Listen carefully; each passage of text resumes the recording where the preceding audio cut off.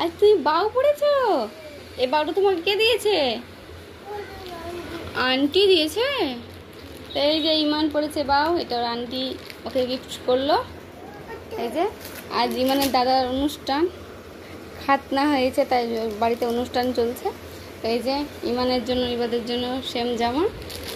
ইমান কিন্তু এটা এবার ড্রেসটা নামাবে। আর এই যে গেঞ্জি প্যান্টটা লাল কালার, টুকটুকা লাল নিয়ে এসছে, এই জামাটা পরবে। নামাবো? আচ্ছা,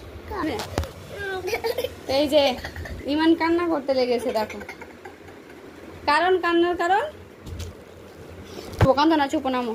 ও এখন নামবে।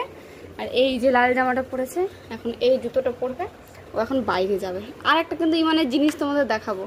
বলো ইমান কি? ইমানের টেবিল দেখাবো, টেবিল। আচ্ছা যাও, ও এখন বাইরে যাবে, চলে যাও। এই যে হ্যাঁ, এটা ইবাদের জন্য, ইবাদের ইমানের দাদার জন্য একটা নেওয়া হয়েছে, আর একটা ইমানের জন্য। তো যাই হোক, এটা ইমানের না, কিন্তু টেবিলটা এরকম খাওয়াও যাবে, আর কি পড়তেও পারে, সব কিছুই বাচ্চাদের পড়ে না, বেশিরভাগ খায়। তো এই যে খুব সুন্দর একটা টেবিল।